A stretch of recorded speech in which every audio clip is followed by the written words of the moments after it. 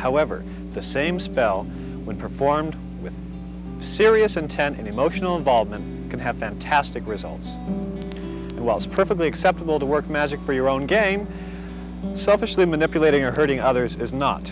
Obviously, just like in real life. Practitioners of harmful magic eventually wind up in psychological or metaphysical ruin. Now think for a minute. In most of the movies you've seen, hasn't the evil magician ended up fried to a crisp? It's usually the case. So know that magic works, that it should be done with serious intent, and it isn't used to harm others. It also works along natural lines. How does it work? Through vibrations. This plant contains a huge store of energies waiting to be released through your touch and magical intent. The plants in your garden, the weeds growing through the sidewalks, the flowers in the jar on the table, all are storehouses of energy. It's possible to feel these energies. Those of us naturally psychic will have a little trouble feeling them, but anyone can with practice. Take any living plant. Rub your palms together for a few seconds. Shake them off as if they were wet, and then hold them a few inches above the plant. It is beaming out its energies to you. You may feel them as waves of heat, pulses of energy, or simply as a sort of hum. Your palms may tingle or vibrate. These are all reactions to the plant's powers. Try this exercise once a day for a week, using a different type of plant each day, and note their varying levels of energy. In their own way, plants speak to us. Each plant possesses distinct powers. Each type of plant possesses equally distinct energies. Some plants, such as garlic, have strong authoritative powers and so are used in spells of this nature, protection, exorcism, things like that. Others, like roses, have gentler vibrations and stimulate the love centers of the brain. These are used in such spells.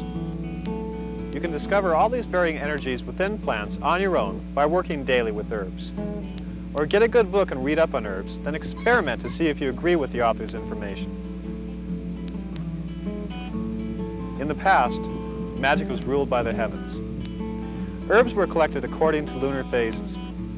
Constellations' first appearance on the horizon was greeted by specific spells, and planetary positions dictated certain rites.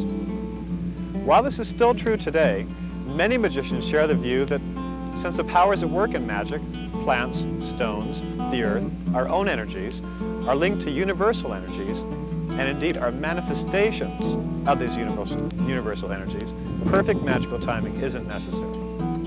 Some think otherwise based on experience. That's fine for them. I just feel that though timing can help a spell, even just by keying into the magician's imagination through ritual associations, perfect magical timing isn't necessary.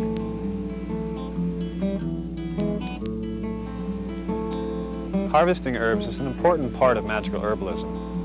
In a sense, when you harvest a plant, you're asking it to give up its life to further your own magical goals. So it's important to attune and respect the life force within the plant before harvesting it. One of the ways we can do this is to make a sacrifice by burying something precious or semi-precious at the base of the plant prior to harvesting. Here I am planting an amethyst crystal to give power and strength to the plant as I cut it. You can also attune with the plant by just touching it and feeling its energies and letting them mix and mingle with yours to attune with it before you ask it to make its sacrifice. After that, take a knife, it needn't be one like this, and cut very gently sprigs of the plant.